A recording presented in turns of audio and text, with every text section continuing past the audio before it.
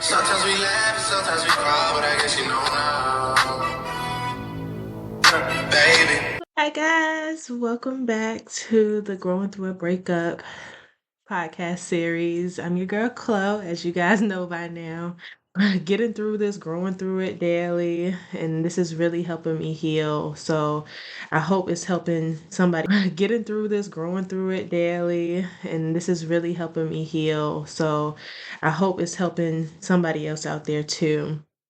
As I said last week, the title of this episode is called Accountability. And yeah, the word everyone knows so well. Let's just start by defining the word accountability. Um, it is the obligation or willingness to accept responsibility for one's action. It seems so simple, right? It's actually pretty hard to do. Now, getting in the course, y'all know a lot of what went on and just what currently happened because, like I said, this is real life for me and this is going in real time for me. But let me go back to where I said I was going to end up after the apartment situation. After a year of living together, I really took a step back and said, I can't do another year of living in survival mode. Survival mode is not a place that I was comfortable with because I've never been there before. So I decided to get my own place, and so did my ex. He got his own place in 2022. We were still together, and but I needed this for my sanity. You guys know, like it was a lot on me. I came to my senses after my credit took a major hit, and being accountable, I took my part that I played in the whole situation of me rushing into moving in, even though, I was in the honeymoon phase of a relationship. I still took my, part in it. Um, I thought the relationship was getting better. We had even had a family trip planned for my birthday. That was back in 2021. He was invited, which was very much a success. So we stayed at each other's apartments. Everything I thought was getting back to normal.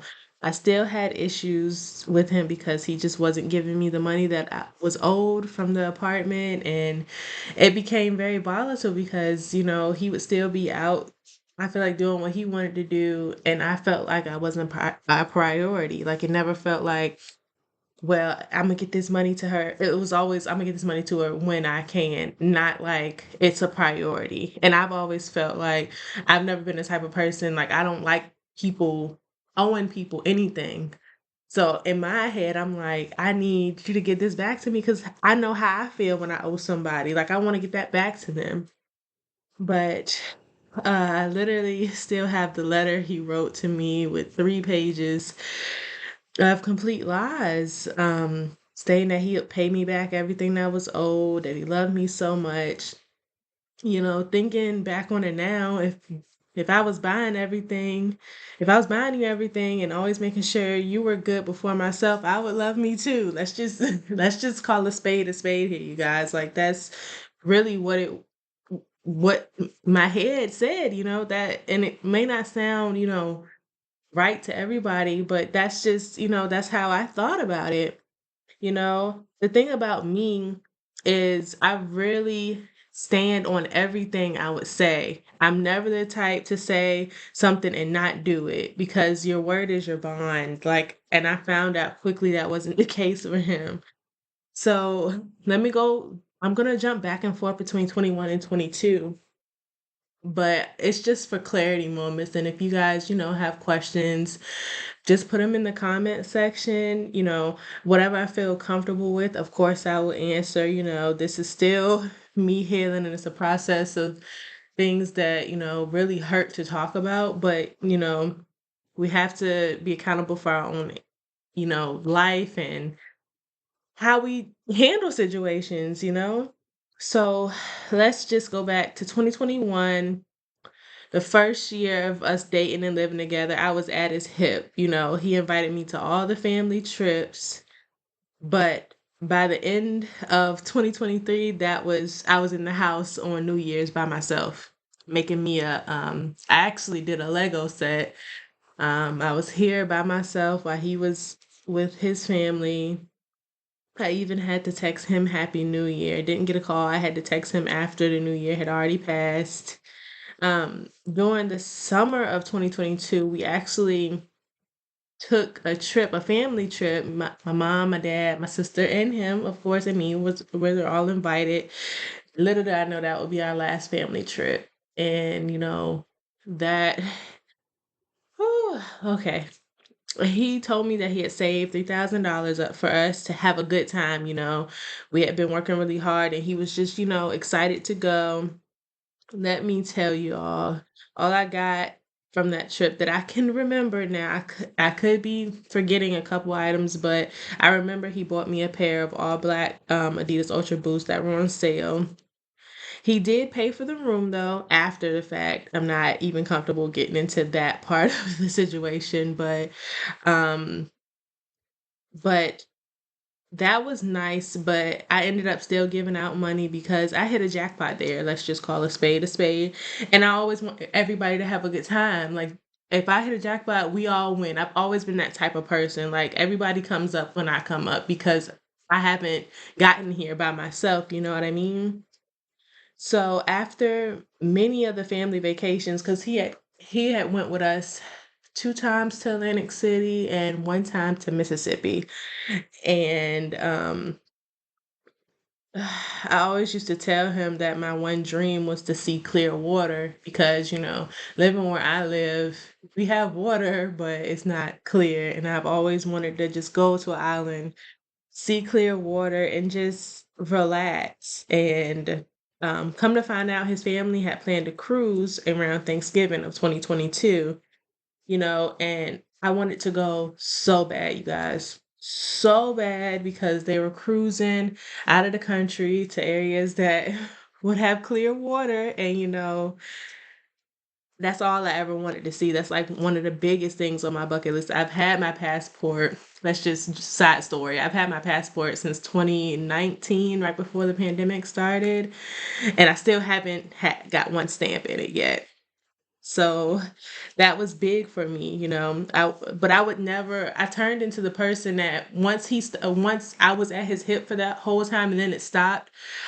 I never wanted to go on a trip because I had to invite myself, like, or, put myself in a situation. I always wanted to be invited because that makes you feel good. It makes you feel like you actually are wanted to be there. And even while, he was on vacation, his baby mama posted this thing on her story saying, that her babies were on vacation.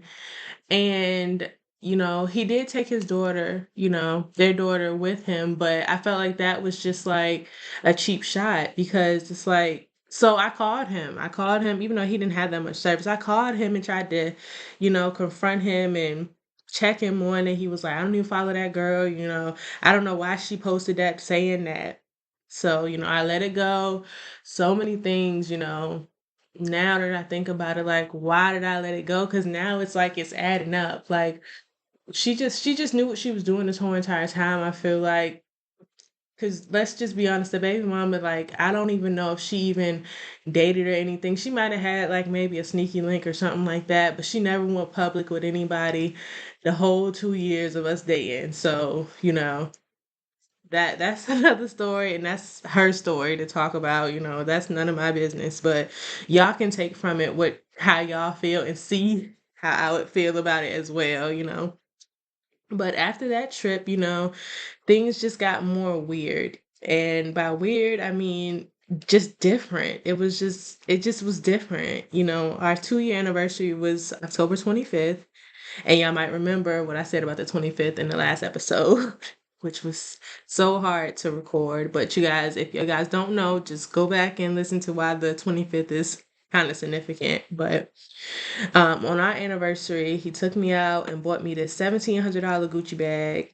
And me being me, I'm just like, what? Like, it was a complete shock to me because when I say, like, I've always been the one that just, splurges on him and make sure he's good. So it felt so good, just to, just to see that he was coming along and he could, really surprise me because he said he really wanted to do it, and, it showed me, I thought that, he was getting more stable off of that. Now, my mother, on the other hand, she thought other things because she just did, and I just didn't let them get in the way of things, but, it always lingered in the back of my head because, you know, that's just random how all of a sudden, but, I just didn't question anything because, well, I tried not to question. I did ask a question of where the money came from. Let's just call a spade because I'm just that type of person. I'm gonna ask a gazillion questions if stuff doesn't make sense. But at the same time, it was our 2-year anniversary, so who knows? He might have been saving that up for a long time, really trying to be special. So, uh, it's just a lot, you guys. After that, we had been arguing because the communication wasn't there. I felt like everything I would ask for, not anything that was bought, anything. Because the thing about me is, I'm not the type of person to ask you for anything monetary. Like, I want you to spend time. I just want you to be open. I want you to be honest. I want you to communicate with me and not lie to me because I don't do that to you. And that's the thing. Like, you can feel like when somebody's just pulling back, and that's how I felt, coming back full circle to the New Year's of 2022, I was mentally exhausted and drained for everything in the relationship.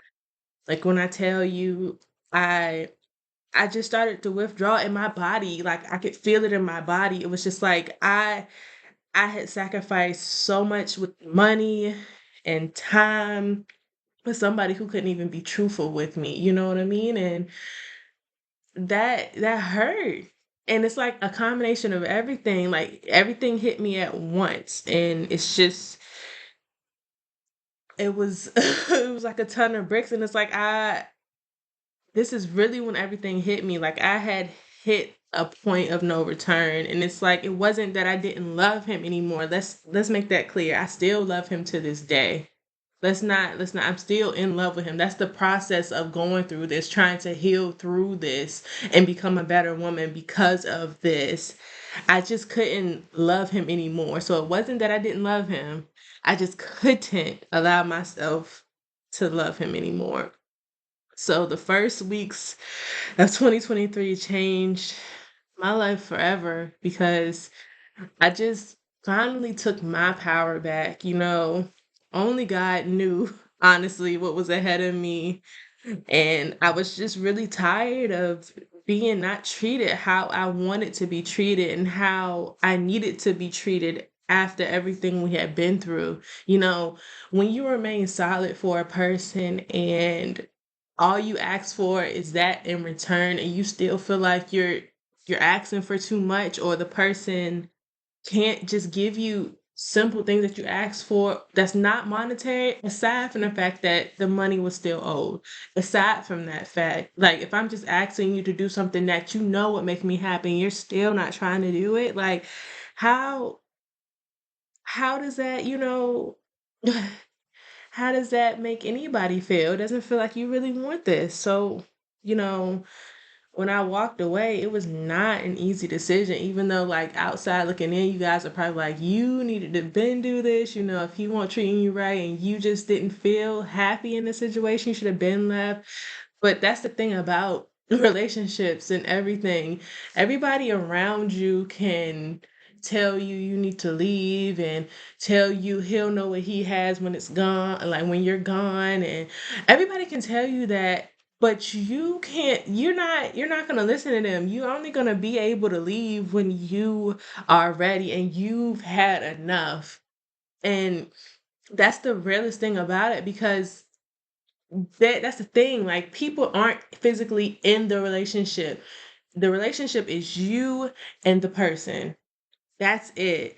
Like they don't see all the good. They don't see all the good. They just see what is presented to them on the platter. And that's the hardest part because, you know, they'll take what they have and they'll hold it. They'll hold onto it like they will forever be this person. I do believe, I used to think that people don't change, but I think people change for who they want to change for things they want to change, just like people do things for who they want to do it for. Like if somebody loves you and they see you loving somebody else and they want you back, they will do everything in their power to get you back. But honestly, it's not their decision at that point because they let you walk out of their lives. Like they didn't stop, they didn't say hold up, they didn't. So it's really it's really hard, and I just really hope you guys understand. And if you've been through this before, like it really does get better talking through it, but it also it's a lot to talk through. And accountability is just one of those things that as a child you don't really, that's not a word that you're just living. Like, but me, like, taking accountability for my faults, that was number one for me because like I said in the intro video, I never thought I was the problem. I never saw what I could do and it be an issue.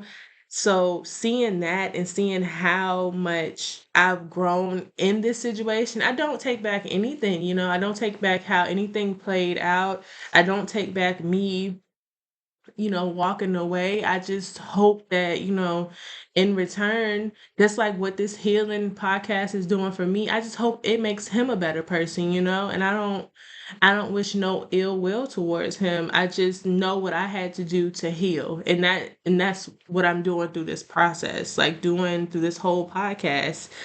Um, you know, I think that is where we're gonna leave this episode. Next week's episode is it brings everything to the light. It is called The Final Exchange, the breakup, and all of it. And actually, it's funny because I'm filming this in real time, so now it's April 1st, and The Final Exchange has two separate parts, and I haven't decided if I'm gonna do it in two different podcasts or just put it all in one because there were two separate final exchanges.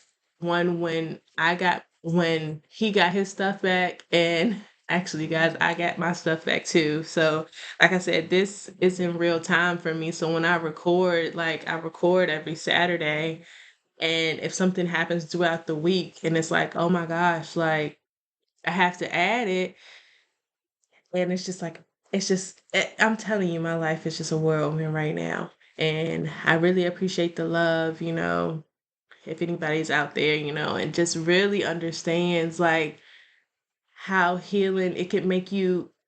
And I'm telling you, I still have days where it's just like I question everything, but I know for a fact that I did what was right for me, and that's what I have to hone in on. Like I can't do a what if scenario because what if it's not real life? That's not reality. Like you have to live in real time. That's why I'm still off of social media.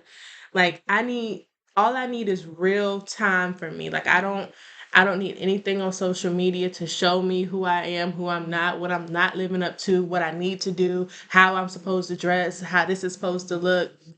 The return to social media, it will come because that's why I'm planning on promoting the podcast and getting it out there. But that's just so second nature to me now. And through this whole journey, like I started this before when I was still in a relationship, I was so honed in on social media. Like I was on it every day. First thing I do, pick up my phone and touch social media, whether it be Instagram, anything. And it's just not good because when you see stuff in real life and in real time and you know what the facts are and what is not factual that's shown online, it's eye-opening. It's eye-opening because you don't have time for it. And I don't honestly, I've been off social media since probably I believe around February, little, it might have been the end of January, and I just don't miss it at all. Like, I've really been honing in, living in real time, working on myself. And actually, today it makes a month that I've been drinking only water. So, perseverance and discipline goes a long way when it comes to you and what you really want for yourself. Um, but that's all I have for you guys. I know I kind of went on a rant there, but I'll talk to you guys next week. And oh, one more thing. I have an email. If you guys ever want to email me your stories, I will respond, of course. The email is I believe it's growing through a breakup at gmail.com. So if you guys ever want to email me, get your stories out there. If you want me to read them, I will. That could be another segment. But of course, like I'm always gonna I'm always gonna remain anonymous unless you want to be out there. Now you guys to the fun part. Let me pick the card, of course. I never look. Let's see what today says. You are growing and it is showing. Wow. You guys, listen to it again. You are growing and it is showing. That is just crazy to me. You guys, wow. And like I said, I don't ever look at the card. I dig in the box, the be still and no box, and I just pick it out. That is just crazy. And I feel it too. I feel myself growing. I feel myself having more discernment about situations that I handled and how did I handle them in the past. I just feel so good. And I hope you guys just take that with you. And I'll talk to you guys soon. And remember, this was my way of healing. So find whatever way you need to heal because once you start, I promise you, like it might be hard, but everything else will start falling into place. It's like a puzzle piece. Like you don't know what it's going to turn into until it actually does. And with that, guys, this your girl Chloe, and I'm signing out.